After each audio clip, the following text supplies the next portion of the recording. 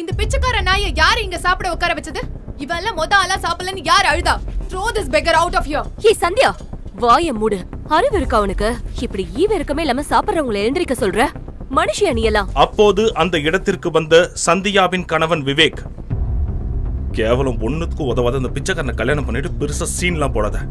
நான் இந்த ஃபங்க்ஷனுக்கு ஊட்டில இருந்து மினிஸ்டர் கூப்பிட்டிருக்கேன். அவர் வரும்போது உங்களை மாதிரி பிச்சைக்கார நாயங்களை பார்த்தா அவர் என்ன நினைப்பாரு? என்ன அதானே, ஏதோ அப்பா சொன்னாருன்னு போனா போட்டுன்னு உங்க 2 பேத்தையும் உள்ள விட்டோம். அதுக்கு உங்க லோக்கல் புத்திய காட்டிட்டீங்கல்ல. வேணும்னா சாப்பாட்டு பார்சல் கட்டி தர, வெளியில எடுத்துட்டு போய் சாப்பிடுங்க. சூர்யா, இதுக்கு மேலே நீங்க அவமானப்படுறதை என்னால பார்க்க முடியாது. எந்திரிங்க ப்ளீஸ். பிரீத்தி கோபத்தில் அந்த இடத்தை விட்டு நகர்ந்து சென்றாள். உடனே சூர்யாவும் அமைதியாக பிரீத்தியின் பின்னால் சென்றான். யாரு அது? இவன் ஒரு அனாதை பையன் சார். இவன் பேரு சூர்யா. இந்த வீட்டு ஓனர் சந்தியா இருக்காங்கல்ல, அவங்க அக்கா பிரீத்தியை தான் இவன் கல்யாணம் பண்ணிருக்கான். என்னையா சொல்ற? 500 கோடிக்கு வாரிசான அந்த பிரீத்திய எப்படியா அந்த பிச்சைக்கார நாய்க்கு போய் கல்யாணம் பண்ணி கொடுத்தா? அதான பெரிய மர்மமா இருக்கு. திடீரென அந்த வீட்டு வாசலில் மலமளவென சைரன் பொருத்திய கார்கள் சீறிக்கொண்டு வந்தன. அதிலிருந்து தன் பிளாக் கேட்ஸ் படையுடன் இறங்கிய மினிஸ்டரை விவேக், மினிஸ்டர் இஸ் ஹியர். அனைவரும் வரவேற்றனர். அனைவருக்கும் வணக்கம் வைத்துக் கொண்டிருந்த மினிஸ்டரின் முகம் திடீரென தூரத்தில் எதையோ பார்த்து அதிர்ச்சியாக மாறியது. கூட்டத்தில் தன் முகத்தை மறைத்தபடி சூர்யா மெல்ல நகர்ந்து செல்ல, சூர்யா, திடீரென அவனின் கையை ஒரு கை இறுக்கமாக பிடித்தது. சூர்யா சார், நீங்களா? என்ன சார் கூல இது?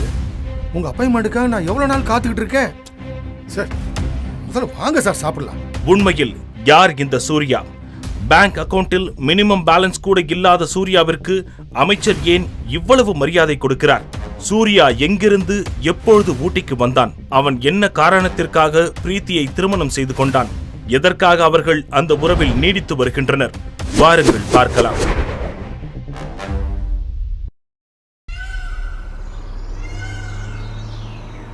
மூன்று ஆண்டுகளுக்கு முன்னர் ஊட்டி பஸ் ஸ்டாண்டிற்கு வந்து இறங்கிய சூர்யாவின் கையில் வெறும் 200 ரூபாய் பணம் மட்டுமே இருந்தது. அதோடு அவன் முகத்தில் பெரும் சோகமும் நிரம்பி இருந்தது. குறைந்த விலைக்கு சாப்பிட ஒரு ரோட்டு கடைக்கு சென்றான். அப்போது திடீரென அவனது அம்மாவின் ஞாபகம் வர கண்களில் இருந்து கண்ணீர் கசியத் தொடங்கியது.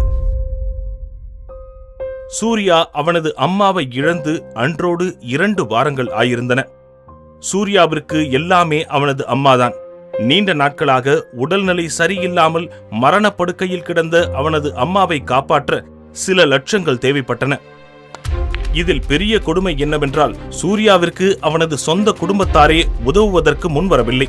சரியான சிகிச்சையை உரிய நேரத்தில் அளிக்காததால் சூர்யாவின் அம்மா இந்த உலகை விட்டு மறைந்து விட்டார். சொந்தங்கள் மீதும் இந்த வாழ்க்கையின் மீதும் இருந்த நம்பிக்கை அவனது அம்மாவின் மரணம் முற்றிலும் இழக்கச் செய்திருந்தது. இதோ இப்போது அனாதையாக இந்த ரோட்டு கடையில் சாப்பிட முடியாமல் கை காய்ந்து போகும் அளவிற்கு நீண்ட நேரமாக தன்னிலை மறந்து அமர்ந்திருந்தான் சூர்யா. டேய், யார் அது? எனக்கு தெரியலண்ணே.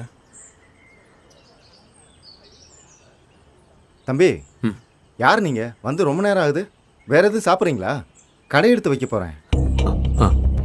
சாரி, நான் ஏதோ ஒரு நினைப்புல என்று கூறிவிட்டு தனது கையை கழுவச் சென்றான் சூர்யா.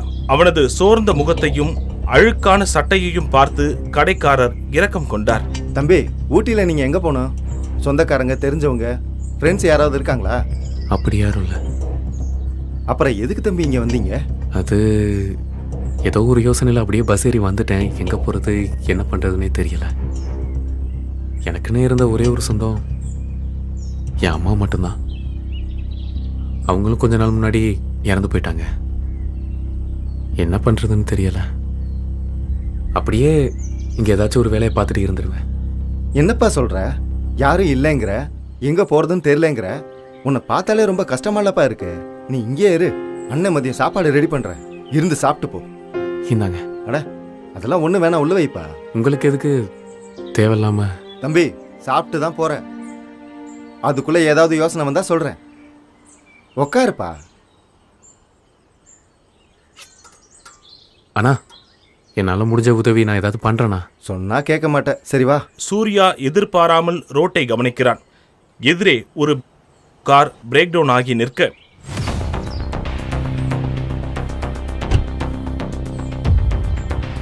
இன்னும் எவ்வளவு நேரம் ஆகும்? சார் ஒரு 10 நிமிஷம் சார். My foot idiots. இன்னும் எவ்வளவு நேரம் இப்படியே நான் நடு ரோட்ல நிக்கிறது? சீக்கிரமா வேற காரை வர சொல்லு மேன். அப்புறம் இதை சரி பண்ணலாம்.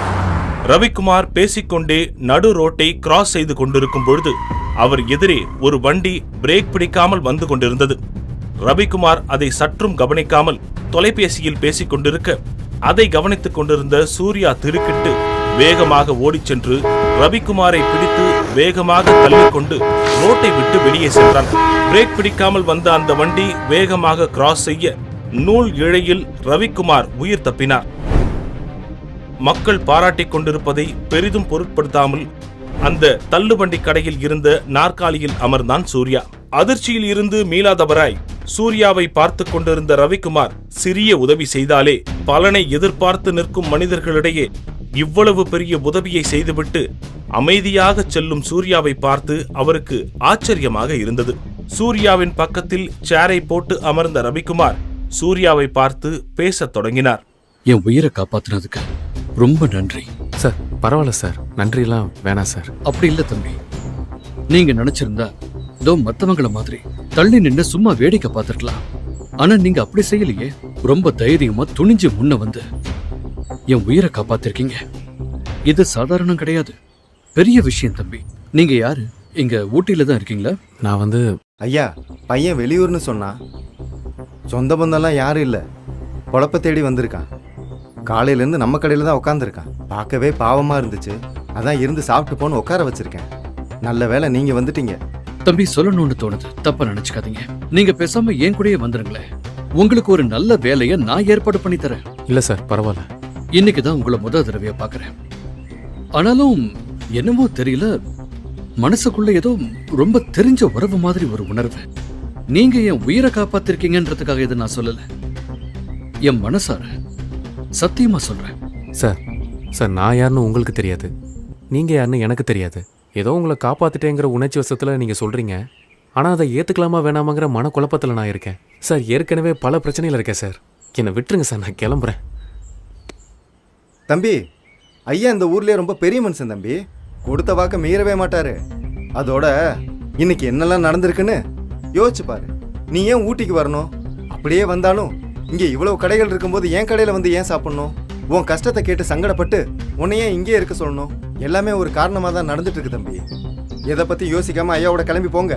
சூர்யாவின் உள்ளுணர்வும் ரவிக்குமாருடன் தான் செல்வது சரியாக இருக்கும் என கூறியது. அங்கிருந்து கிளம்பிய ரவிக்குமார் சூர்யாவை தன்னுடைய பங்களாவிற்கு அழைத்துச் சென்றார். வரும் வழியில் சூர்யாவிடம் பேச்சு கொடுத்து கொண்டே வந்த ரவிக்குமார் அவன் ஒரு MBA கிராஜுவேட் என்பதை தெரிந்து கொண்டார். அதோடு சூர்யாவின் வலது கையில் இருந்த பெரிய மச்சத்தையும் ரவிக்குமார் கவனித்தார். அதே போன்றதொரு மச்சத்தை இதற்கு முன்னால் எங்கோ பார்த்திருப்பதை உணர்ந்த ரவிக்குமார் அது எங்கே, யாரிடம் என்பதை நினைவு கூற முயன்றார். ஆனால் அவருக்கு சட்டென எதுவும் நினைவுக்கு வரவில்லை. ரவிக்குமார் மற்றும் சூர்யா இருவரும் வீட்டுக்குள்ளே செல்ல, பாருங்க, தம்பி பேரு சூர்யா, வெளியூர்ல இருந்து வந்திருக்காரு. கொஞ்ச நேரத்துக்கு முன்ன பஸ் ஸ்டாண்ட் பக்கத்துல ஒரு பெரிய ஆக்சிடென்ட்ல என் உயிரே போயிருக்கும். அதுல இருந்து தம்பி தான் என்ன காப்பாத்தினாரு. அப்பா, உங்களுக்கு ஒண்ணும் ஆகலையே? இல்லம்மா, எனக்கு ஒண்ணும் இல்ல. அதான் சொன்னேனே, சரியான சமயத்துக்கு வந்து இந்த தம்பி என்ன காப்பாத்திட்டாரு. ரவிக்குமார் பேசிக் கொண்டிருக்க வனிதா மற்றும் சந்தியா இருவரும் அலட்சியமாக இருந்தனர். பிரீத்தி சூர்யாவின் பக்கம் திரும்பி பார்த்து கனிவான பார்வையுடன் பேசினாள். சூர்யா, உங்களுக்கு எப்படி நன்றி சொல்றதுனே தெரியல. எனக்கு எங்க அப்பா தான் எல்லாமே. அவரோட உயிரை நீங்க காப்பாத்திருக்கீங்க. நீங்க ஏதாச்சும் கேட்டே ஆகணும். நான் உங்களுக்கு கைமாற ஏதாவது பண்ணி ஆகணும். ஐயோ, அதெல்லாம் பரவாயில்லைங்க. ஏங்க, உங்களுக்கு ஆக்சிடென்ட் ஆன நேரத்துல அவர் உங்க உயிரை காப்பாத்திருக்காருன்னா அவருக்கு நீங்க ஏதாவது ஹெல்ப் பண்ணிட்டு வந்திருக்கலாமே. எதுக்கு நம்ம வீட்டுக்கு கூட்டிட்டு வந்தீங்க? ஆமா டாடி, இந்த மாதிரி பிச்சைக்கார நாயங்களை வீட்டுக்கு கூட்டிட்டு வந்திருக்கீங்க. I can't trust these kind of people. இதை கேட்ட சூர்யா அவமானத்தில் தலை குனிந்தபடி நின்று கொண்டிருக்க ரவிக்குமார் கோபமாக, Shut up, சந்தியா, பார்த்து பேசு. அது சரி, உன் அம்மா புத்தி தானே உனக்கும் வரும். உன் அம்மா மாதிரி ஒரு ராட்சசி கூட இத்தனை வருஷம் குடும்பம் நடத்திருக்கேன் பாரு. அதுக்கு எனக்கு இதுவும் வேணும், இன்னமும் வேணும். சரி, என் விஷயம் என்னோட, அதை விடு. ஆனா இந்த தம்பிய மரியாதை குறைவா ஒரு வார்த்தை கூட பேசக்கூடாது. பேசுனா பல்ல உடைச்சிருவேன் ராஸ்கல். சூர்யா சற்று முன்னே வந்து மென்மையாக ரவிக்குமாரை பார்த்து, சார் விடுங்க சார், அவங்கள சொல்லி எந்த குத்தமும் இல்லை சார். என்ன மாதிரி ஒருத்தனை வீட்டுக்கு கூட்டிட்டு வரும்போது யாரா இருந்தாலும் இப்படிதான் சார் சொல்லுவாங்க. என்னால உங்க குடும்பத்துல எந்த பிரச்சனையும் வர வேணாம், நான் வேணா கிளம்புறேன் சார், பரவாயில்ல.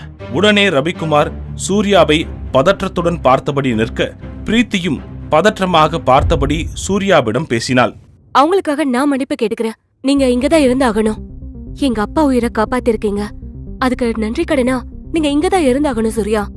ஆமா தம்பி, இப்ப இங்க நடந்ததுக்காக நானும் என் மூத்த பொண்ணு உங்ககிட்ட மன்னிப்பு கேட்டுக்கிறோம். என்ன சார் நீங்க போய் என் பொண்டாட்டியையும் இளைய மகளையும் திருத்தறதுக்காக நானும் பல வருஷங்களா ட்ரை பண்ணிக்கிட்டு தான் இருக்கேன். ஆனா 2 பேரையும் என்னால மாத்த முடியல.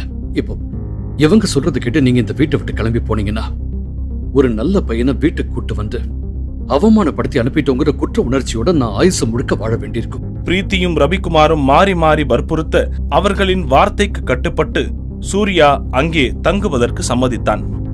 பாருங்க, இன்னொரு தடவை இவர்கிட்ட யாராவது மரியாதை குறைவா பேசுனீங்க, அப்புறம் நான் மனுஷனாவே இருக்க மாட்டேன்.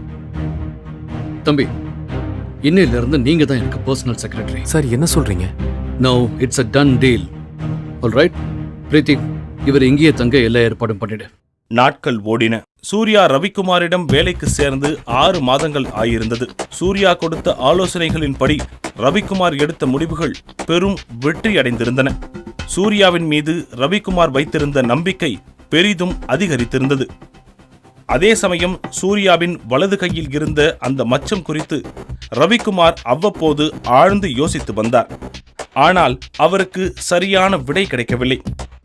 இந்த இடைப்பட்ட காலங்களில் பிரீத்திக்கு மாப்பிள்ளை தேடுவதில் ரவிக்குமாரின் கவனம் சூடு பிடித்திருந்தது. பெரிய பெரிய பிசினஸ்மேன்களின் வரன்கள் வந்தாலும் ரவிக்குமாருக்கு நம்பிக்கை ஏற்படும் வகையில் அவருக்கு எந்த வரனும் அமையவில்லை. என்னையா எல்லாருமா சேர்ந்து வீட்டுக்கே வந்திருக்கீங்க? ஏதாவது பிரச்சனையா? சார், இன்னைக்குள்ள இந்த டாக்குமெண்ட்ஸ் பாஸ் ஆகலனா நம்ம ப்ராஜெக்ட் கையை விட்டே போயிடும். கொடுங்க. யோ, இது சம்பந்தப்பட்ட லீகலிட்டிஸ் எல்லாம் வெரிஃபை பண்ணவே 2 நாள் ஆகும் ஐயா. இது எவ்வளவு முக்கியமான ப்ராஜெக்ட்னு உங்களுக்கு எல்லாம் தெரியுமா தெரியாதா? எல்லாத்தையும் கடைசி நிமிஷத்துல தான் கொண்டு வருவீங்களா? உங்க அலட்சியத்தால இந்த ப்ராஜெக்ட் நம்ம கையை விட்டு போகுது. Damn it. சார், இந்த ப்ராஜெக்ட் நம்ம கையை விட்டு போகாது. நான் டாக்குமெண்ட்ஸ் எல்லாமே ஆல்ரெடி வெரிஃபை பண்ணிட்டேன். நீங்க ஒரு டைம் படிச்சு பார்த்துட்டு சைன் மட்டும் போட்டா போதும் சார். அதே போல சூர்யாவிற்கு பிசினஸ் மீது அதிக ஆர்வமும் அதில் அவன் கொடுக்கும் யோசனைகளும் அவருக்கு தொடர்ந்து வியப்பளித்து வந்தன. இப்படி ரவிக்குமாருக்கு குடும்பத்தின் மீது இருந்த சில பொறுப்புகளும் சூர்யாவின் அசாத்திய திறமைகள் மீது இருந்த வியப்பும் அவரை பல வகையில் யோசிக்க செய்து கொண்டிருந்தது. அந்த யோசனை ஒரு நாள் அவரின் தூக்கத்தையும் கெடுத்தது. ரவிக்குமாரின் சிந்தனையில் பிரீத்தி, சூர்யா ஆகிய இருவரின் முகமும் மாறி மாறி வந்து சென்றது. அதோடு சூர்யாவின் கையில் இருந்த மச்சமும் அவரை மிகவும் குழப்பியது. அது அவருக்கு எதையோ நினைவுபடுத்த முயல்வதாக எண்ணினார்.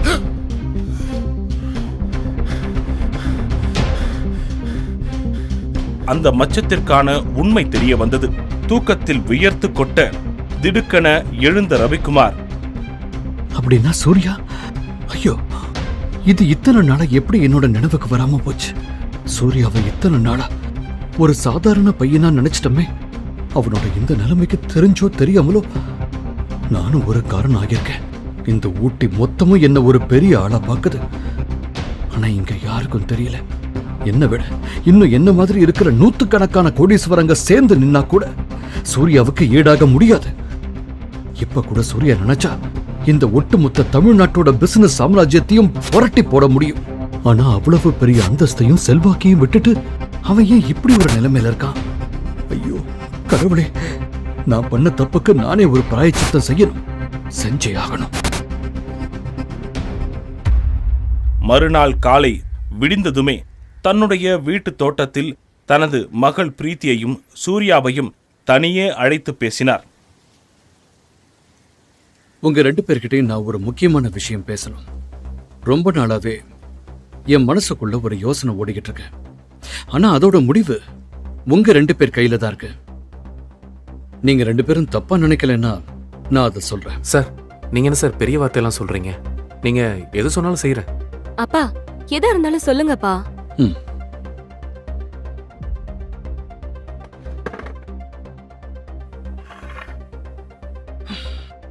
நீங்க 2 பேரும் கல்யாணம் பண்ணிக்கிட்டா நல்லா இருக்கும்னு நான் நினைக்கிறேன்.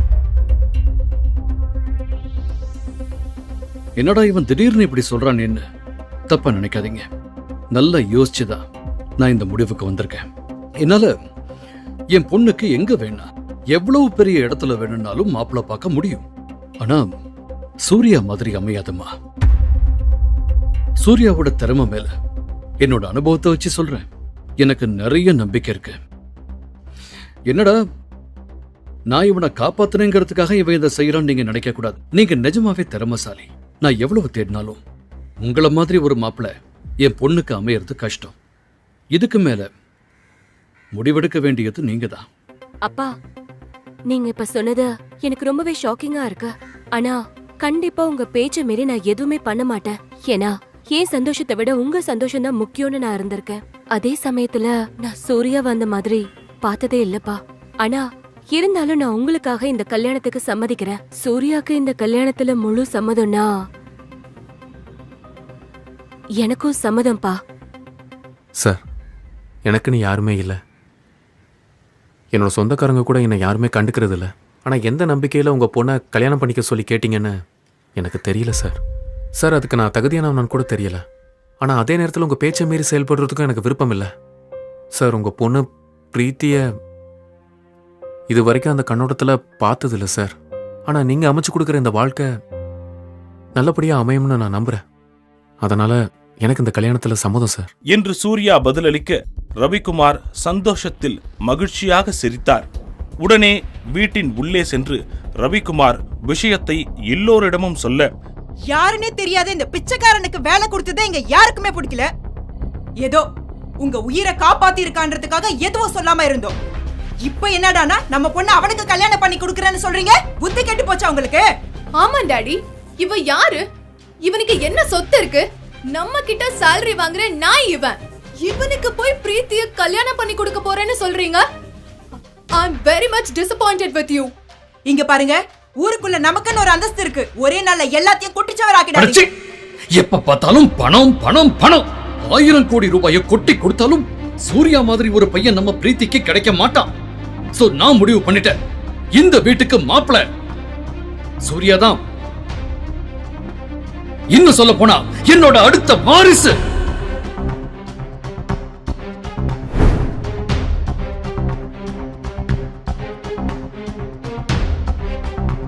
So mind it.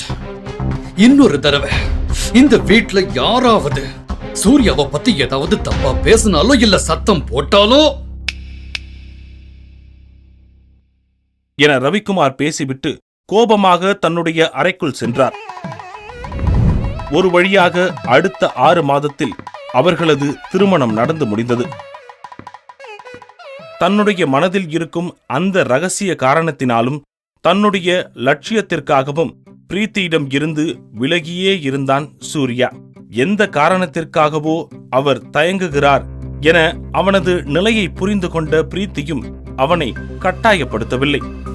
இந்த இடைப்பட்ட காலத்தில் பிரீத்தியின் தங்கை சந்தியா ஒரு பெரிய கோடீஸ்வர குடும்பத்தில் திருமணமாகி சென்றிருந்தாள். எது மாறியதோ இல்லையோ, சூர்யா குறித்த எண்ணங்களும் அலட்சிய போக்கும் வனிதாவிடமும் சந்தியாவிடமும் மாறவே இல்லை. பல அவமானங்களை சூர்யா சந்தித்திருந்தாலும் பிரீத்திக்காகவும் ரவிக்குமாருக்காகவும் அதனை பொறுத்துக் கொண்டான். அதன் காரணமாகவே இன்று சந்தியாவின் வீட்டு விசேஷத்திலும் சூர்யா கலந்து கொண்டான். அப்பொழுது சரியான சமயத்தில் அங்கு வந்த ஆளுங்கட்சி மந்திரி ஆதிசேஷன் சூர்யாவை பார்த்து அதிர்ச்சியாகி சூர்யாவிடம் குனிந்து கைகட்டி பேசினார். அதை பார்த்து சந்தியா அதிர்ச்சியாக கூட்டத்தில் இருந்து முன்னே வந்து மினிஸ்டரை பார்த்து, நீங்க தான் சீஃப் கெஸ்ட், இவன் கைய பிடிச்சு பேசிட்டு இருக்கீங்க. he is just a servant. வாய மூடுங்க. நீங்க யார்கிட்ட பேசிட்டு இருக்கீங்க தெரியுமா? அவரால தான் இன்னைக்கு நான் இந்த நிலைமையில இருக்கேன். என்கிட்ட எவ்வளவு மரியாதையா நடந்துக்கிறீங்களோ அதை விட 100 மடங்கு அதிக மரியாதையா சூர்யா சாருக்கு நீங்க எல்லாரும் கொடுக்கணும். புரிஞ்சுதா? நான் மட்டும் இல்ல, என்னை மாதிரி எத்தனையோ அரசியல்வாதிகளையும் பிசினஸ்மேன்களையும் சூர்யா சார் உருவாக்கி இருக்கார். இன்னைக்கு இவ்வளவு நடந்ததுக்கு அப்புறமும் அவர் அமைதியா இருக்காருன்னா நிச்சயமா இதுக்கு முன்னாடி ஏதோ ஒரு காரணம் இருக்கும். புரிஞ்சுதா? என்ன ஏன் நடக்குது இங்க? அதான் சார் எனக்கு ஒன்றும் புரியல. சூர்யா சார், சார் வாங்க சார், நம்ம வீட்டுக்கு போலாம். அட வாங்க சார்.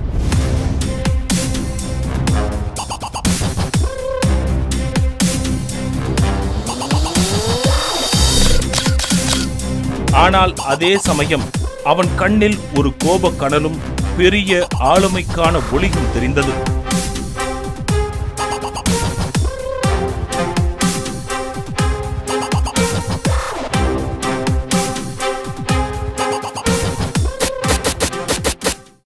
தன்னுடைய அம்மாவின் மருத்துவ செலவிற்கு பணம் புரட்ட முடியாதவனின் முன்னால் ஆளுங்கட்சியின் மந்திரி ஏன் தலை குனிந்து கை கட்டி நின்றார்?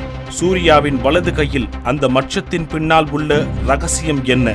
என்ன காரணத்திற்காக ரவிக்குமார் தனது மகளை சூர்யாவிற்கு திருமணம் செய்து கொடுத்தார்? சூர்யா என்ன காரணத்திற்காக பிரீத்தியை திருமணம் செய்து கொண்டான்? இத்தனை அவமானங்கள் பட்டிருந்தாலும் இது நாள் வரைக்கும் சூர்யா தன்னுடைய உண்மை முகத்தை வெளிப்படுத்தாதது ஏன்?